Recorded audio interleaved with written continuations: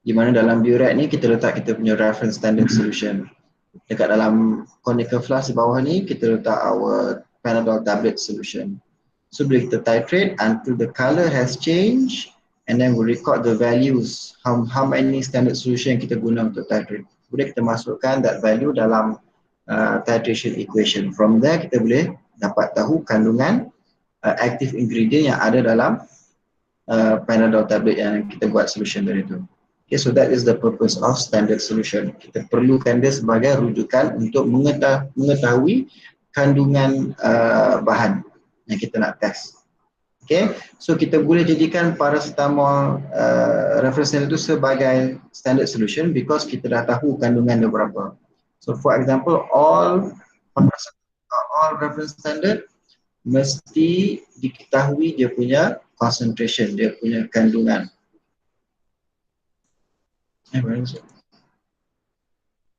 So that is the one important criteria. Kalau sesuatu bahan itu nak dijadikan sebagai reference standard, kita perlu tahu dia punya content, dia punya kandungan, dia punya concentration. Okay, so itu salah satulah another criteria adalah dia perlu mempunyai kandungan yang tinggi, high purity content. Selalunya 99-98%. Alright.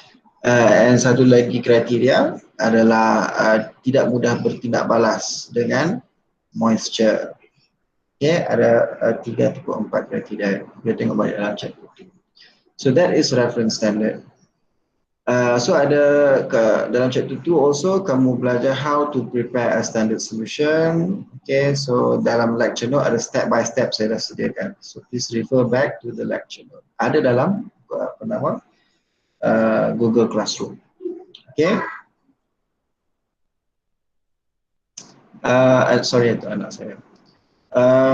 What else? Okay, so that is what you need to know basically dalam chapter 2. What is reference standard? How to prepare a reference standard? And lastly, units of concentration.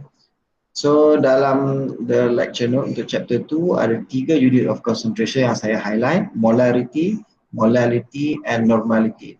Tapi kalau saya nak betul-betul jujur, honest, basically you need to be familiar, you need to be fluent with molarity because that's the one yang selalu digunakan and widely used, and banyak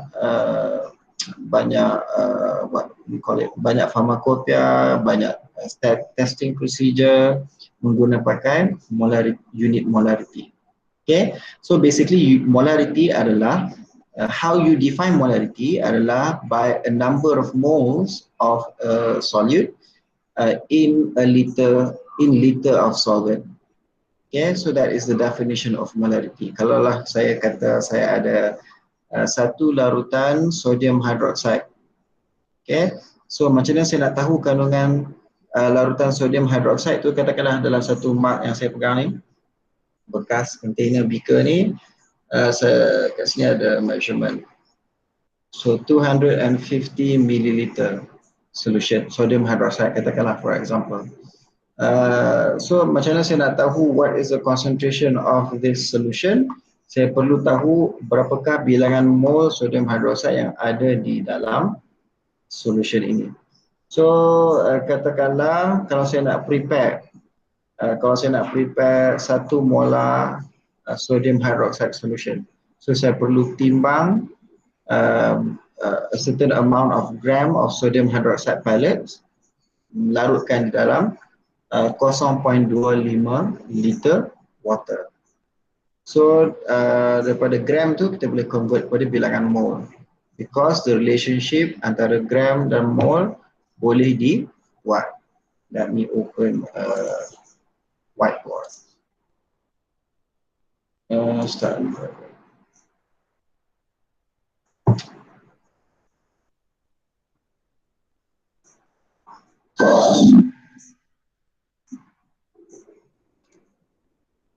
Wait a minute, saya tunggu whiteboard nak load. Excuse me.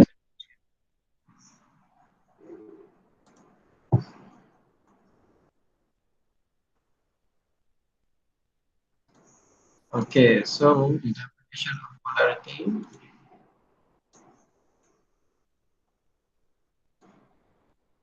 The definition of molarity adalah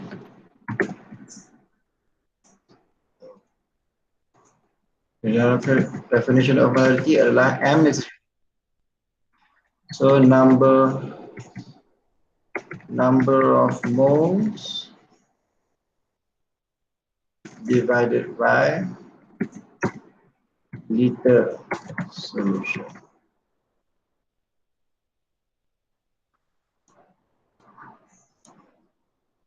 Okay, so kalaulah saya nak buat, kalau saya nak prepare 1 molar solution dalam 250 ml water, saya perlu tahu berapa gram of sodium hydroxide yang saya nak timbang. So daripada daripada bilangan mol dan gram, kita boleh buat satu relationship from the formula number of mole ataupun dia punya simbol yang kita gunakan adalah lowercase m sama dengan mass ataupun dia punya simbol adalah m divided by molar mass. Dia punya simbol adalah m.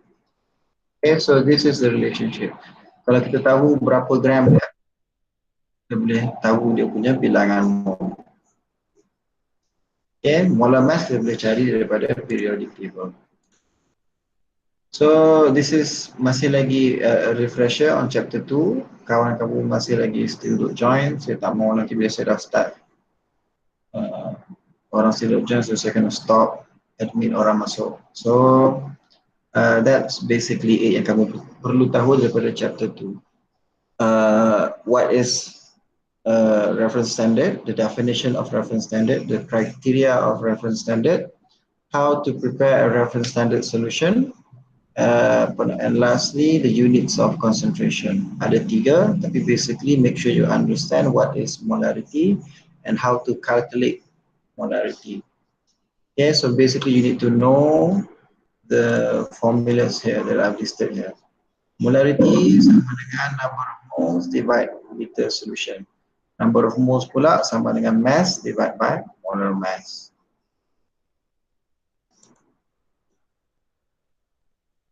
Alright, so I think that's enough. 23 orang, ada lagi 4 person missing. Saya mula dulu lah ya. Alright, so chapter 3. So this is the lecture note yang boleh dapatkan dalam Google Classroom. Okay, so chapter 3 ni basically adalah apa nama, it's about chemical analysis where we combine different types of titration.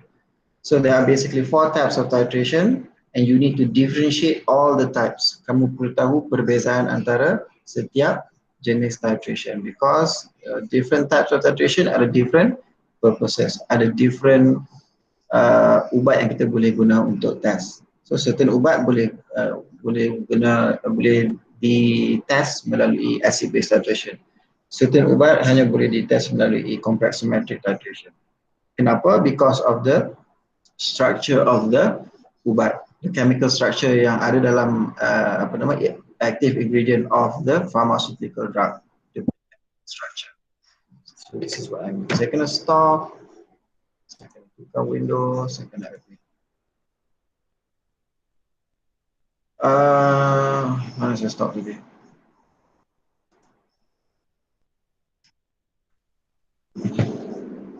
Okay, so differentiate all the types of titration, understand the principle of titration, understand how it works.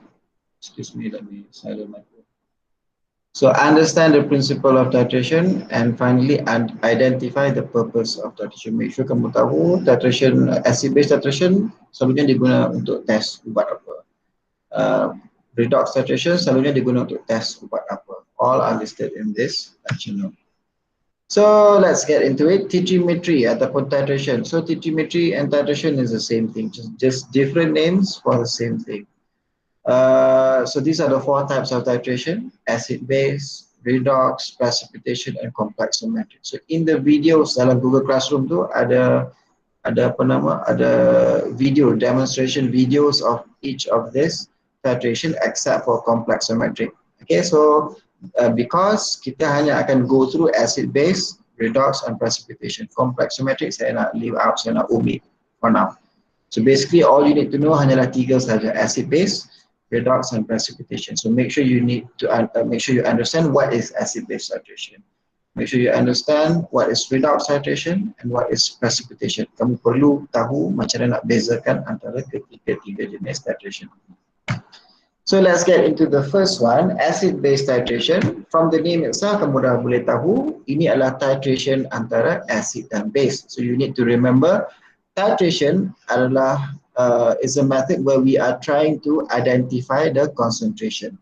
Kita tak tahu kepekatan sesuatu larutan tu, macam mana kita nak tahu? One of the ways adalah kita boleh buat titration.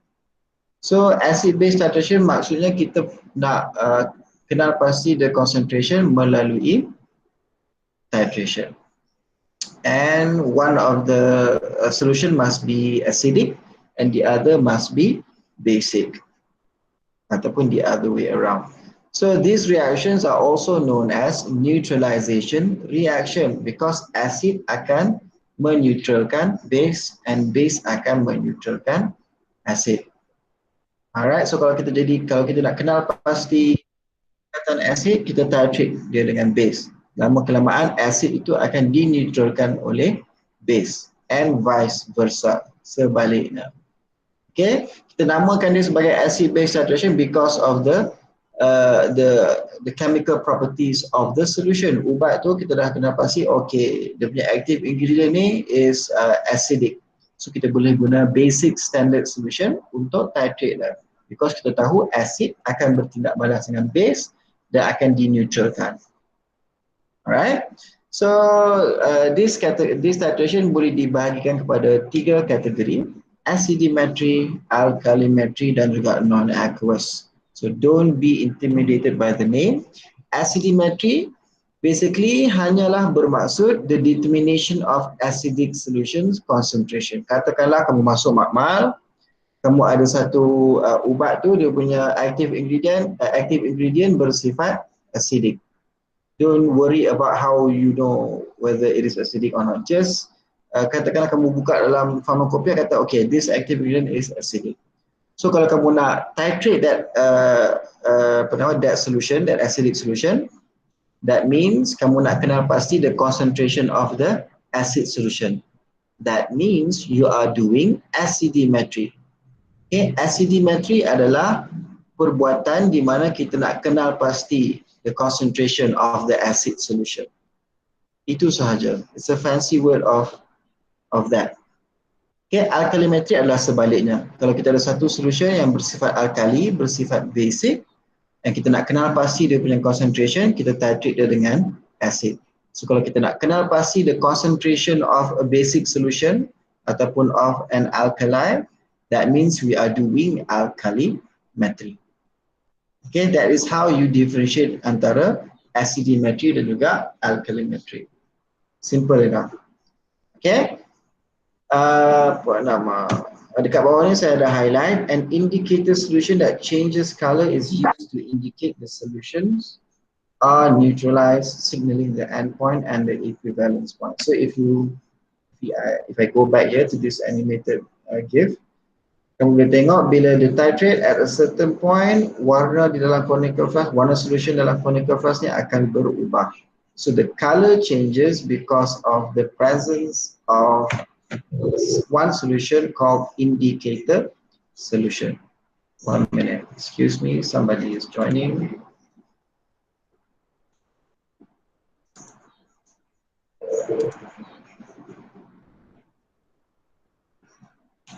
So indicator solution ni adalah satu solution di mana dia akan berubah bila pH of the solution berubah. For example, satu solution yang kerap digunakan dalam acid base titration adalah phenolphthalein solution.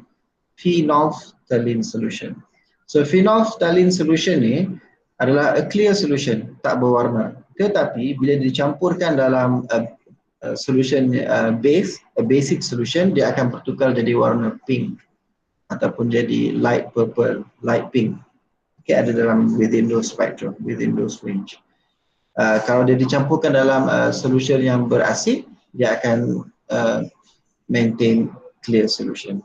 So kalau kita nak titrate acidic solution, kita masukkan a few drops like 1 ataupun 2 titik ke dalam that acid solution, kita titrate dengan basic.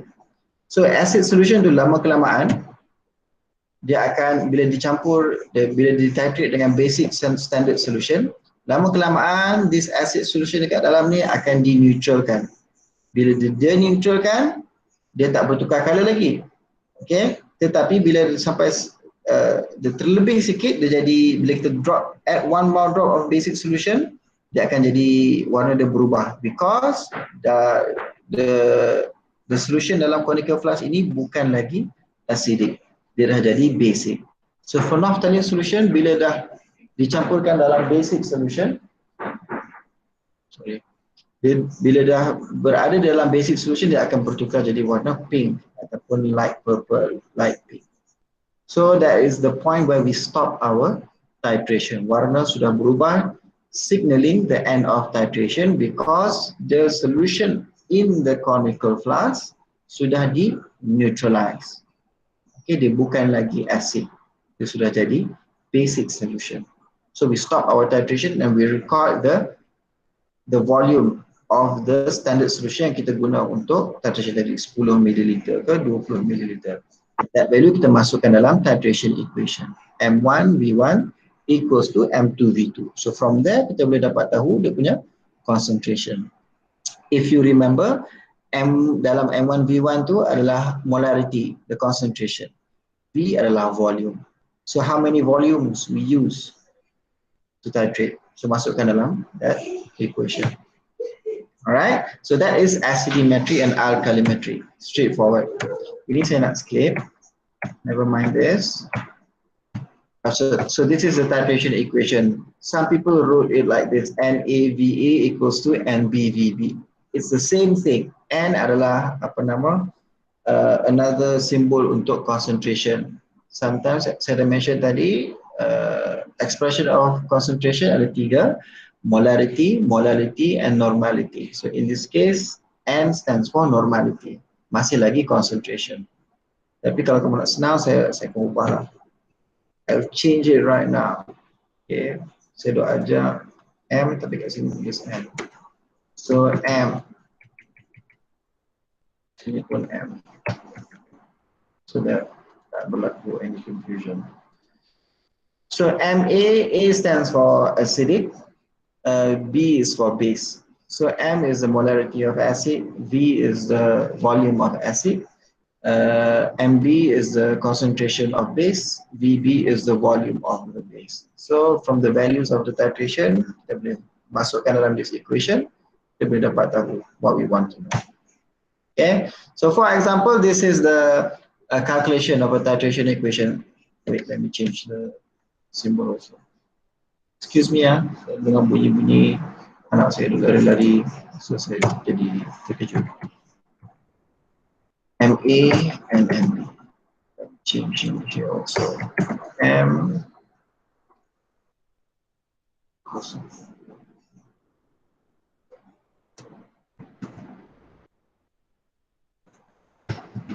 Kat sini pun unit saya tukar. M. M molarity. Okay, so that tak berlaku any confusion. So this is one example, excuse me. So in this example, dia suruh cari concentration of acid solution. So kamu ada satu acid solution, kamu tak tahu kepekatan dia berapa. Tapi kamu tahu volume dia adalah 48.2 ml. And acid tu nama dia adalah acetic acid, CH3COOH. Let me change the pointer. So kamu ada satu acetic acid solution, kamu tak tahu dia punya concentration berapa, tapi kamu tahu volume dia berapa. So kamu boleh determine dia punya concentration. How do you do it? Buat titration lah. Okay, titration adalah a process where we determine the concentration. So kat sini the titration tu dah dibuat. and kamu find out kamu perlukan sebanyak 96.4 ml of a basic solution untuk neutralize this acetic acid. And the concentration of the potassium hydroxide, the basic solution, the standard solution adalah 0.25 m. So you fill in all these values dalam MAVA equals to MPV. MA kita tak tahu, so we leave out MA. VA adalah 48.2 ml. So you fill in 48.2 ml pada VA. Equals to MB. Dah diberikan kat sini, MB adalah 0.25 m. Darab dengan VB. Kamu guna sebanyak 96.4 ml untuk titrate, untuk neutralize the acidic solution. Kemudian kamu just jadikan, saya lupa tukar ni. Jadikan MA sebagai perkara rumus. Wait a minute, let me clear this up. Jadikan MA, the concentration of acid sebagai perkara rumus. Let it be your unknown. That means bringing 48.2 ni to the right hand side. So bila bawa ke kanan, kamu bahagikan dia. So 0.25 darab 96.4 bagi 48.2 dapatlah 0.5 molar. So the concentration of the acetic acid solution adalah 0.5 molar. One more unit. Okay, so that is how you use the titration equation in determining the concentration of a solution. Okay, it doesn't matter lah kamu nak determine acid ke, acid solution ke, basic solution. Kamu boleh guna the same equation. So these are the indicators. Okay, without indicator kamu tak tahu titration itu dah habis ke belum. Okay, because indicator ni akan berubah mengikut pH. Certain indicator bila acidic dia tak ada color. Tapi bila dah jadi basic dia akan jadi warna lain. So for example here, these are the two indicators yang disuggest untuk kamu gunakan. Depending on the strength of the solution. So katakanlah kamu ada satu acid solution, strong acid solution seperti hydrochloric acid HCl dan juga sulfuric acid H2SO4. Kalau kamu nak titrate a strong acid dengan strong base seperti sodium hydroxide ataupun potassium hydroxide, the indicator yang digunakan adalah methyl orange ataupun phenolphthalein. So warna dia akan berubah daripada merah kepada kuning kalau guna methyl orange, kalau guna phenolphthalein daripada colorless kepada pink. Okay, so please pay attention to the term here also. Okay, kalau kamu nak solution tu adalah the solution yang kamu nak determine the concentration. Kamu ada satu solution, kamu tak tahu concentration dia. So that solution is also known as a titrate. Alright. Kalau kamu tahu kepekatan satu solution tu, yang kamu gunakan dia sebagai standard, kamu masukkan dia ke dalam burette, itu dikenali sebagai titrant. Okay. So titrant, you know the concentration. Titrate, you don't know the concentration. Okay, that's the macam mana kamu nak kenal pasti, macam mana kamu nak bezakan antara titrate dan juga titrant. Okay, so another situation adalah di mana kamu titrate a strong acid dengan a weak base. Okay, strong acid macam sulfuric acid here, H2SO4. Kamu nak titrate dengan ammonium hydroxide, which is a weak base. Don't worry about how would you know. Just for now, just understand kalau kamu nak titrate a strong acid dengan a weak base, kamu guna methyl orange ataupun methyl red. So the color change will be from red to yellow. Tak sesuai menggunakan phenolphthalein. Okay, because this is a weak base, dia tak boleh nak detect. Kalau a strong base, dia boleh detect. Alright, so methyl orange akan detect a pH change of a weak base better than phenolphthalein. That's why kamu disarankan menggunakan methyl orange ataupun methyl red. Okay, so next category of acid-base titration adalah non-aqueous titration. So what is non-aqueous titration? First, you must understand what is aqueous. So if you Google the word aqueous, by definition, it means something that contains water, something that looks like water. So because kalau kamu nak prepare a solution in a lab, kamu nak prepare an acid solution ke, a basic solution ke dalam makmal, selalunya kamu akan larutkan menggunakan air. Tetapi the problem is water ni dia boleh mengganggu titration, dia boleh mengganggu reaction antara a weak base dengan a weak acid. Kerana this is because weak acid and weak base tak boleh bagi accurate endpoint. Disebabkan oleh interference of water. Air ni boleh mengganggu reaction antara weak base dengan weak acid. So dia tak boleh bagi endpoint yang tepat. So that's why kita tak guna air. Kita gunakan alternatif lain seperti perchloric acid ataupun ethanoic acid. So why is this? Kenapa air boleh mengganggu interference of water? What is interference of water? So to answer that question, you need to understand water can behave as both acid dan juga base. If you remember in your first semester. Okay, as water ni boleh jadi base, dia juga boleh jadi acid. This is because Bronsted and Lowry theory, they define acid as a substance that donate proton. Dia boleh dermakan proton dia. Take a look at this equation here. So H2O, dia boleh donate one of its proton. Proton adalah H plus ion. So bila dia dissociate, bila dia pecah, dissociate is a word that means pecah kepada ion here. Kepada satu molekul water, dia dissociate menjadi ions, H plus ion dan juga hydroxy ion. So this H plus ion ni boleh didermakan kepada molekul ataupun kepada compound lain. Okay, so in this case, water adalah acidic. Okay, dia boleh derma H plus. A base pula is a substance that accepts proton. H2O can accept proton menjadi hydronium ion. Sorry, hydroxonium ion. Mana dia? My whiteboard. Okay. So H2O plus H plus boleh jadi H3O plus. Saya cakap O, I mean oxygen. Okay, so water bila dia terima H plus ion, dia boleh jadi hydroxonium ion. So in this case, bila dia terima proton, bila dia terima H plus ion, dia adalah base. Okay, so that is why water can behave as both acid dan juga base. So bila dia boleh behave as both acid dan juga base, dia boleh mengganggu reaction antara weak acid dan juga weak base. Given that it is a stronger acid ataupun stronger base. So dekat sini saya ada satu slide where I explain. So katakanlah kamu masuk makmal, kamu punya lab supervisor suruh titrate antara ammonium hydroxide. Dia bagi kamu ammonium hydroxide, dia suruh titrate dengan HCl, hydrochloric acid. So ammonium hydroxide ni is a weak base, very weak base. HCl ni pula adalah strong acid. Excuse me, somebody is joining.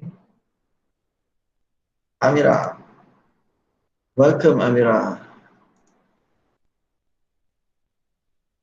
Alright, so sambung balik. Kamu ada ammonium hydroxide, kamu nak titrate dengan hydrochloric acid. So weak base nak titrate dengan strong acid. So the problem here is, bila kamu masuk makmal tu, kamu perlu larutkan, kamu perlu prepare ammonium hydroxide solution because ammonium hydroxide at room temperature dia adalah dalam bentuk powder, dalam bentuk granules. So kalau kamu nak titrate dia, kalau kamu perlu larutkan dalam sejenis solvent. And selalunya orang guna water, air, because it's cheap, it's readily available. But the problem here is water can be a stronger base. Water here can be a stronger base than ammonium hydroxide bila dah dilarutkan.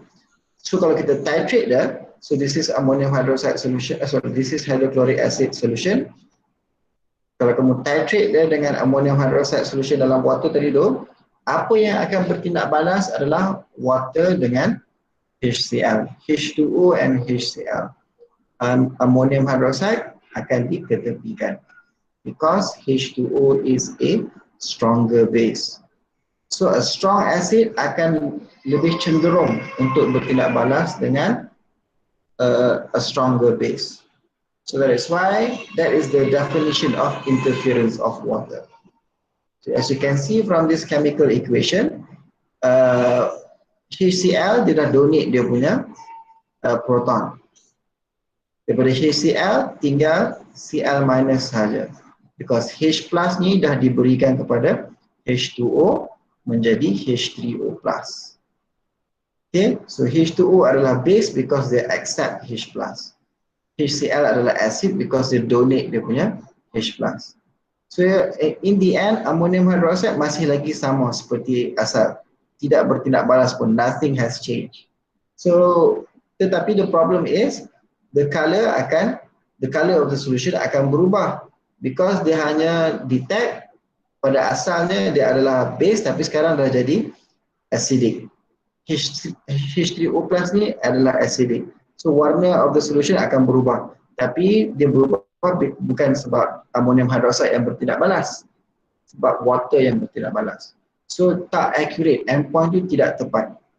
Endpoint tu bukan hasil tindak balas antara weak base dengan strong base, tetapi antara H2O which is a stronger base dengan this stronger acid.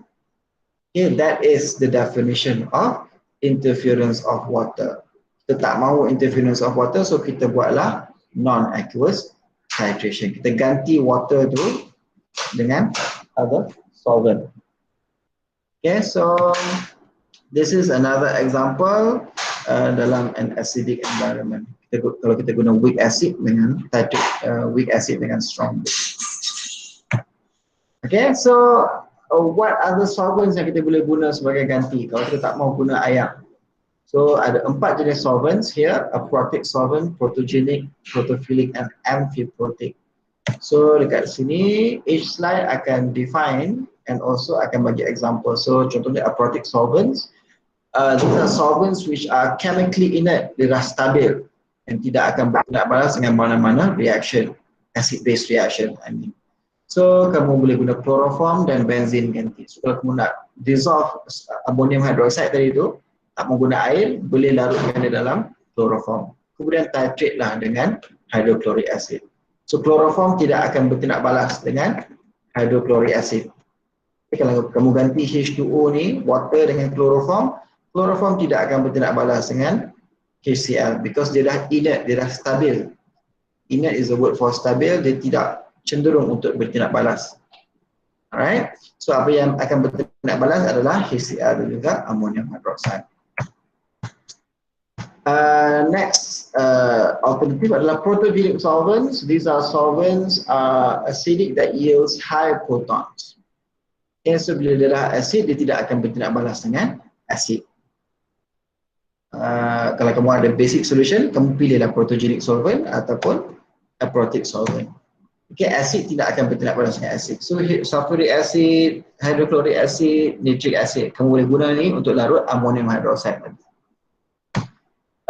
Dekat bawah ni saya tulis tip untuk memorize. Okay, proto is short for proton, genic means producing. So protogenic ni means solvents yang menghasilkan H plus ion. So kalau kamu nak larutkan weak base, kamu boleh larutkan in protogenic solvents. Next one is protophilic. Protophilic is a combination of proto, which is for proton. Philic means loving, dia suka proton. Okay, dia akan bertindak balas dengan proton. So basic solvents that can attract proton from acids adalah amides dan amines solution. So kalau kamu ada weak acid, so protophilic ni kamu guna untuk larutkan weak acid. Kalau contohnya macam ada formic acid, dalam contoh seperti ini. Formic acid is a weak acid. Kalau nak titrate dengan strong base, kamu boleh larutkan this formic acid dalam protophilic solvent. Because protophilic dia tidak akan bertindak balas dengan weak acid. Alright. And lastly, amphiprotic solvents. These are solvents which can behave as both acid dan juga base. Contohnya seperti acetic acid, GAA, glacial acetic acid, ataupun alcohol. So they can behave as both acid and base because of the one example adalah GAA, glacial acetic acid. This is acetic acid punya chemical compound. There are certain parts of its molecules di mana dia boleh accept proton. So oxygens, both oxygens here can accept H plus ion. Sini boleh accept H plus ion, sini pun boleh accept H plus ion. And also bila dia, that means bila dia boleh accept H plus, that means dia adalah basic. Dia ada satu tempat di mana dia boleh donate H plus. So kalau dia boleh donate, dia adalah acidic. Okay, itu those are the 4 types of solvents you use as an alternative in non-aqueous titration. The indicators, excuse me, the indicators yang kamu gunakan untuk non-aqueous titration ada dekat sini. Ada 4 of them: crystal violet, alpha naphthol benzene, orosite blue, and quinolidine red. So the color changes adalah seperti yang tertera dalam slide ini. Okay, kalau kamu ada satu solution and that solution is basic, kamu masukkan crystal violet, color will change to violet. And then kalau kamu titrate dengan an acid standard solution, bila dah neutral, dia akan jadi blue-green. So blue-green is where you stop your titration. Kita nak neutral. Kita nak neutralize the basic solution. Kalau kamu terlebih titrate, dia akan jadi acidic. Kamu boleh tahu bila warna daripada blue-green bertukar jadi yellowish green. That means you have over titrated. Your results, your concentration calculation dalam menggunakan titration equation tidak akan jadi as accurate. Okay, kamu nak color change dalam bahagian neutral dekat tengah-tengah ni. Because the name of the reaction is neutralization reaction. Kita nak neutralize the solution. Bukan nak change the pH value to the other side. Okay, neutralization reaction. So these are the applications of non-aqueous titration. Ubat apa yang kita gunakan untuk titrate? Kita boleh guna untuk titrate adrenaline tablets, caffeine tablets, chloroquine phosphate ataupun diazepam. Kalau kita ada halogen acid salts of weak base samples, another example adalah chlorpromazine, ephedrine, fenformin, and propanolol. So these are the drugs that we use non-aqueous titration on. Okay, kamu nak determine the concentration of caffeine tablet, kamu boleh guna non-aqueous titration. Nak determine the concentration, the dose of fenformin hydrochloride, kamu boleh guna non-aqueous titration. Okay, so that is acid-based titration. Okay, hopefully kamu boleh tahu the principles. The principle is kita akan neutralize the solution. Kalau kamu ada acid, macam mana kamu nak determine the concentration of the acid? Kamu neutralize dia dengan base. Kemudian record the volume used in titration, masukkan dalam titration equation. That is the principle of acid-based titration. Neutralization reaction. Okay. Next is redox titration.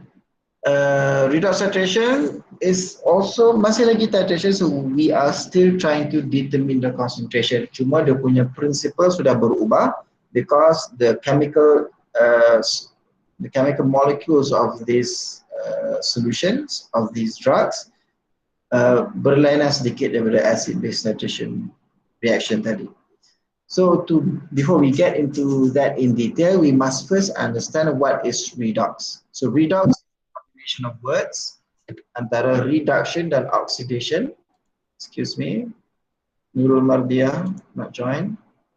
Finally, semua orang join.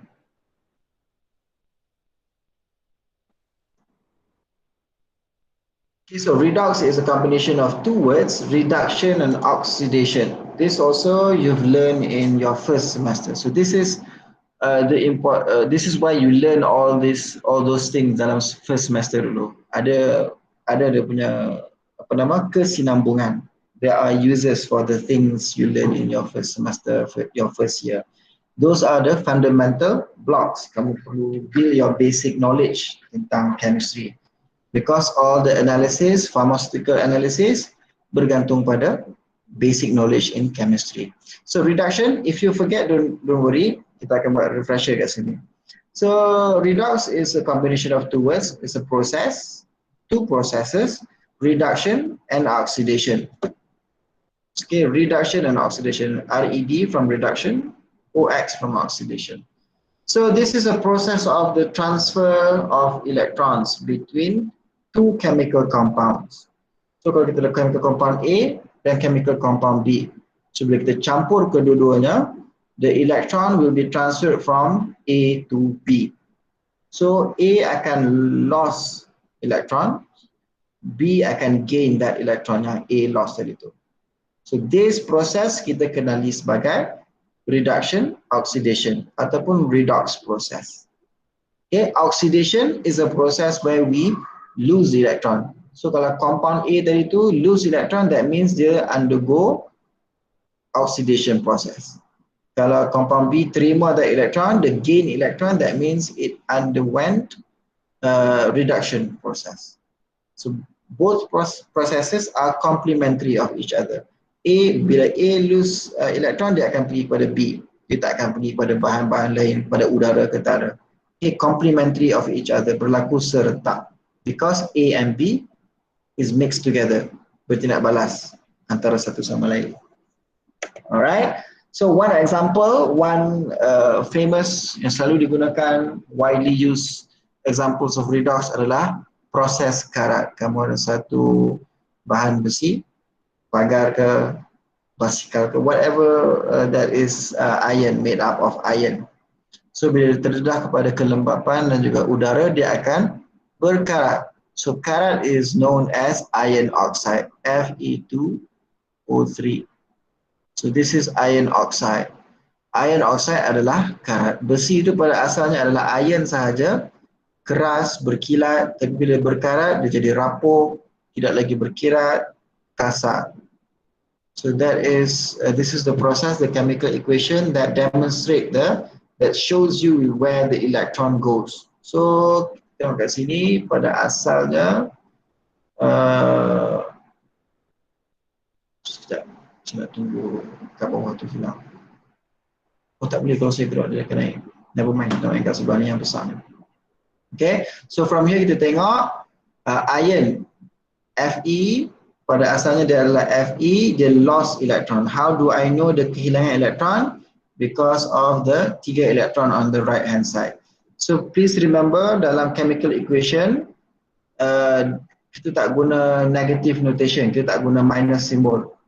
That's why bila saya kata Fe lost electron, the Fe tolak 3 elektron. Tapi kita tak tulis negative notation dalam chemistry, dalam chemical equation. So that negative 3 tu kita bawa ke right hand side, jadilah plus 3 kat sini. So plus 3 elektron ni pada it means this iron here kehilangan elektron. So bila iron kehilangan elektron, remember the definition, any compound that lost electron, it undergoes oxidation process. Kemana that electron goes? It goes to oxygen. Oxygen terima elektron tadi, so dia akan bertindak balas dengan iron, jadilah iron oxide. Okay, so this oxygen, kamu tengok, oxygen terima elektron here. So on the left hand side maksudnya dia terima. So that means oxygen terima, oxygen from udara, oxygen from air. So that makes oxygen bertindak balas dengan iron, jadilah iron oxide. So this is, ini maksudnya complementary. Okay, Fe adalah compound A, oxygen adalah compound B. Fe lost electron, the electron goes to compound B, which is O2. Jadilah Fe2O3. This is iron oxide, this is karat. Okay, so that is redox reaction, redox process. So kalau kita nak apply that principle dalam titration, sama juga, kita ada dua bahan, one of the bahan akan lost electron and the other bahan akan gain that electron. So for example, dekat dalam slide sekarang kamu nampak, this is one example of redox titration. Kamu ada ferrous solution dengan cerric solution. Fe2 plus is ferrous, Ce4 plus adalah cerric. Okay. So in this case kita boleh tahu siapa yang undergo oxidation and siapa yang undergo reduction. So how can I tell? Is I look at the oxidation number 2 plus, 4 plus, 3 plus, 3 plus. Ini dia punya charges ni. So we can tell siapa yang kehilangan elektron, siapa yang gain elektron. So let's take a look at the half reaction.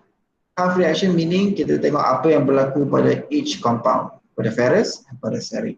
So dalam the first one here, tengok apa yang berlaku pada ferrous. Pada asalnya dia Fe2+, so I write down Fe2+. And then what happens to Fe2+ ni, in the end dia jadi Fe3+. So daripada 2+ dia jadi 3+. What happens here? So bila sesuatu compound, sesuatu ion, sesuatu atom jadi semakin positif, that means they lost electron. Okay, how can you tell? How can you like mudahkan cara nak ingat ni? Saya selalu humanize this ion. Katakanlah Fe2+ ni adalah seorang manusia. Dia berazam hari ni dia nak tinggalkan satu habit yang buruk, habit yang negatif. Katakanlah dia suka buang sampah merata-rata. Dia makan something and dia buang the wrapper on just by the side of the road. So that is a bad habit, something negative. So kerana mulai itu dia berazam untuk tinggalkan that habit. So that means tomorrow dia jadi semakin positive. So the same principle applies to these ions. Katakanlah Fe2+ ini pada asalnya the charge dia 2+, and in the end 3+. That means dia jadi semakin negative. Bila dia jadi semakin negative, that means dia dah buang something negative. So you must remember electron charge the negative. This is also what you learn in your first year. Okay, electron charge the negative. So kalau also you must remember dalam chemical equation kita tak guna negative notation. So that means kalau Fe2+ ni lost electron, kamu bawa this 1e, 1 electron to the left hand side. So plus ni jadi negative. So kalau 2 minus negative 1 jadilah 3. Okay, 2 tolak negatif 1 jadi 2 tambah 1. This is basic math. Saya nak buka whiteboard sekejap. Okay, 2 tambah negatif 1. Oh, sorry. Negatif. Sorry, 2 tolak, my bad. 2 tolak negatif 1. Okay. Sama dengan 2 tambah 1 equals to 3. So that is why we have 3+ here. Because Fe2+ ni kehilangan elektron. It lost something negative. So bila dia hilang elektron, that means it underwent oxidation reaction. So bila dah iron ferrous ni adalah underwent oxidation, confirm ceric underwent reduction. Tak perlu fikir dah, tak perlu kira dah dia punya charge tu. Alright. So that is redox titration. Kita ada dua solution, chemical solution, and electrons will be transferred from one solution to the other. Sama juga macam acid base titration. Kamu perlukan burette, kamu perlukan solution dekat dalam conical flask dekat bawah ni. Okay, and the names of the terms masih lagi sama. Bawah ni kita panggil analyte, kita panggil titrant ataupun titrate. Dekat dalam burette ni kita panggil dia titrant. Dalam burette ni kita always put standard solution. Okay, so as ceric ammonium sulfate is added into ferrous sulfate solution, electrons from a ferrous solution will be transferred to ceric in the conical flask. So the endpoint is indicated by a color change. So indicator untuk redox titration ni dia special sikit, ada 3 jenis. Okay, ada self indicator, external indicator dan juga internal indicator. Self indicator adalah keadaan di mana solution ni bila dia berubah oxidation state, berubah charge, warna dia pun akan berubah. For example, ferrous ni. Ferrous Fe2+, dia punya color biru. Tapi bila dia jadi Fe3+, warna dia akan jadi warna kuning hijau. So tak perlu tambah any other solution macam phenolphthalein ke, methyl orate ke, methyl red ke, methyl orange. Okay, you don't need, because bila dia berubah oxidation state, berubah charge, dia punya color of the solution will also change. So ini dikenali sebagai self-indicator. Okay, the oxidized or the reduced form of the titrant itself is self-indicating. Tak perlu tambah any other solution. Ada dalam Google Classroom ada video untuk setiap jenis titration. So I implore you to watch all the videos dalam lesson berapa ni saya tak ingat, tapi chapter 3 lah. Okay, chemical analysis. Excuse me. Okay, external indicator adalah indicator di mana kita tak masukkan indicator ke dalam solution, tapi kita titrate dulu. After some time kita akan keluarkan sedikit. Kita ambil pipette, kita sedut sedikit keluar solution dalam conical vessel, mix with indicator dekat luar, dekat dalam beaker dekat luar. Dan tengok ada tak color change. So instead of adding indicator solution into the titrate, kita keluarkan titrate, add into indicator solution dekat luar dalam bekas lain. So itu dikenali sebagai external indicator. So from the name itself, kamu dah boleh macam figure out, kamu dah boleh goreng. External indicator kita campur indicator dekat luar. Okay, self indicator dia indicate diri dia sendiri.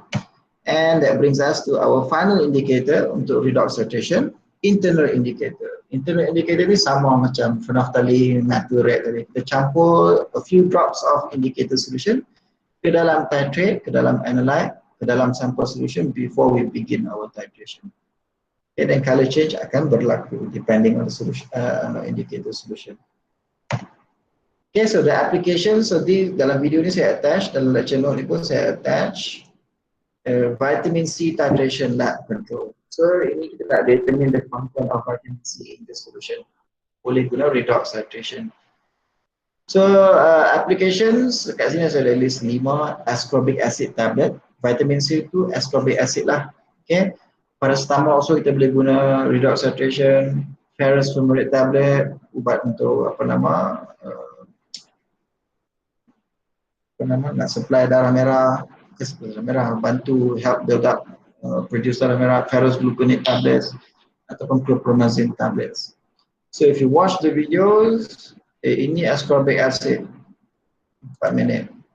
So this is basically titration. Kamu just add a few drops, kamu just observe sahaja, tengok the color change akan berlaku. Selagi the color change tak permanent, you continue your titration, jangan stop. So as you can see, bila satu drop tu dah masuk dalam this solution, at this point dia akan nampak color change. Tapi disebabkan oleh kita kacau, dia akan go back to clear solution. So that means masih belum sampai end point. Teruskan titration.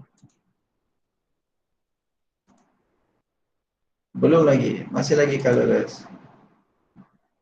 So dia teruskan titration.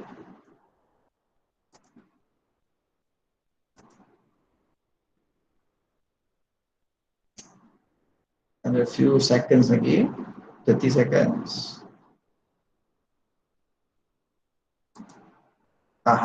So from here, so dah color dah makin less clear. So color change sudah berlaku.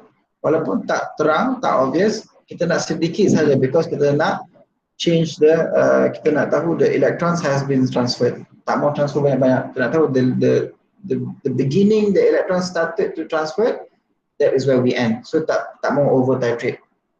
Okay, the same macam acid base titration tadi. Pada asalnya just light pink, light purple saja. Kalau kita titrate, over titrate, dia akan jadi very dark pink, very bright purple. Itu kita dah over titrate.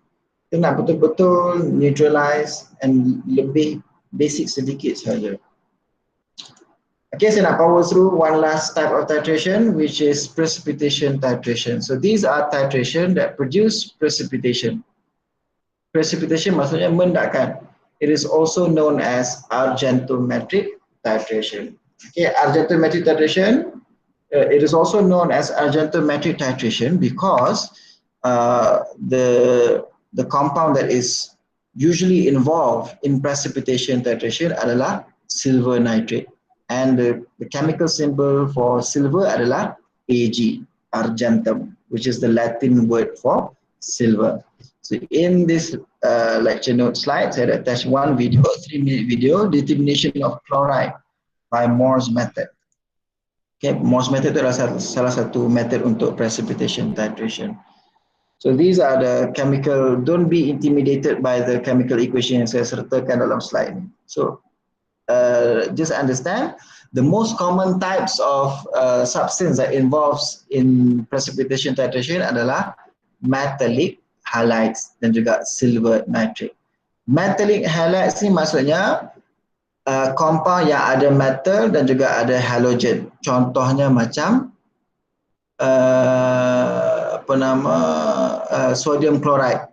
So sodium adalah metal because kamu boleh tahu the property of an element from the periodic table, jadual berkala unsur.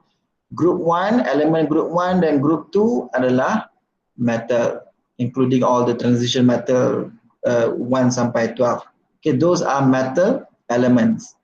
Go back to periodic table. That's why kamu belajar juga dalam first year periodic table. Macam mana nak kenal pasti elemen ni metal ke, non-metal ke, gas ke. So Na, sodium adalah metal. Cl, chlorine adalah halogen, group 17. So itu adalah metallic halides. NaCl adalah metallic halides. Silver nitrate adalah ini, AgNO3. Ag adalah silver, NO3 adalah nitrate. So selalunya yang bertindak balas dalam precipitation titration ni adalah metallic halides dan juga silver nitrate. Other examples of metallic halides adalah ammonium thiocyanide.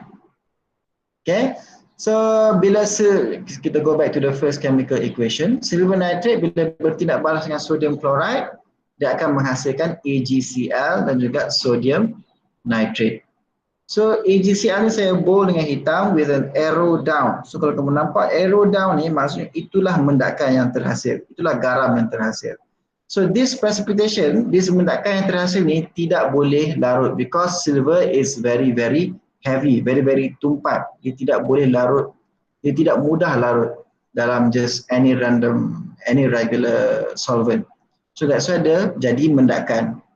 Okay, dia adalah sejenis garam tapi garam yang tidak mudah larut. So these are the precipitation yang terhasil dalam precipitation titration. So that is the definition of precipitation titration. Titration that produces the formation of insoluble precipitates. Bila kita titrate, and that titration menghasilkan mendakan yang tidak boleh larut, that is precipitation titration. Okay, just understand that for now. Don't worry about chemical equation ni, kamu tak faham macam mana AgNO tambah NaCl jadi AgCl. Please don't worry about that. Just understand precipitation titration adalah a titration that produces insoluble precipitates. Selalunya yang bertindak balas adalah metallic halides dan juga silver nitrate. Okay, take it as you see on the slides here. So indicator bergantung kepada method. Okay, ada 3 method dalam precipitation titration and these method are differentiated by the types of indicator yang digunakan. So for example, Moore's method, indicator yang digunakan adalah 2% potassium dichromate. The color change will be from whatever color kepada brick red precipitate. Jadi macam merah butter, macam teh susu yang pekat. Saya selalu bagi contoh macam Sungai Kelang. Okay, because from my experience it looks like teh yang pekat ataupun Sungai Kelang.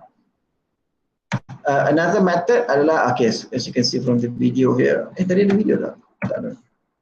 As you can see from the video, that's the color, the brick red color. So dalam Volhardt's method, tadi Moore's method, dia pakai 2% potassium dichromate.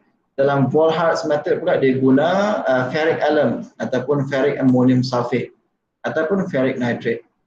Okay, the color change will also be red precipitate, brick red precipitate. So as you can see from the beginning here, kat sini warna putih. Okay, that's the AgCl, the garam, silver chloride. Okay, this is the silver chloride yang terhasil.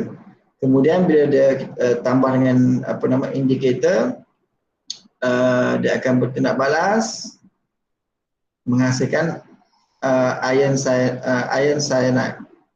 iron thiocyanide. So bila kita sambung titrate, okay, from white precipitate tadi dia akan jadi red precipitate like this, cair lumpur sikit. So that is the endpoint. Stop titrate. Okay, this person just not demonstrate how red it can be. And finally, Fajan's method is the final method untuk video dah habis dah. Oh, no. Okay, never mind. Masih lagi sama, red colored precipitate. So all the indicator akan menghasilkan red color precipitation. Nama indicator untuk Fajan's method adalah 0.1% fluorescein. Okay, this is not widely used. Yang selalu digunakan adalah Morse method, 2% potassium dichromate. The applications, ubat-ubat yang selalu digunakan untuk apa nama, kalau kita nak guna precipitation titration, these are the drugs: sodium chloride tablets, potassium chloride, thiamine hydrochloride, mustard chloride, and carpromol.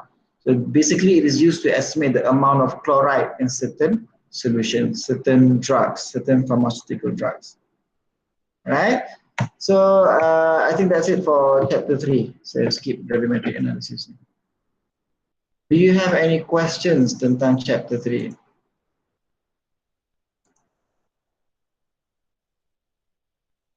Also, I forgot to share the attendance link. Saya tunggu semua orang attend tadi, and I forgot. So I'll share the link for your attendance right now in the chat room. Please sign in.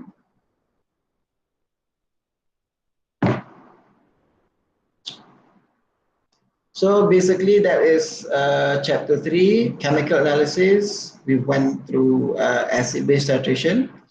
And in acid-base titration, kita focus on non-aqueous titration. What is non-aqueous titration? And why do we need non-aqueous titration? Make sure you understand that. And kita go through redox titration. What is redox titration? How does it work?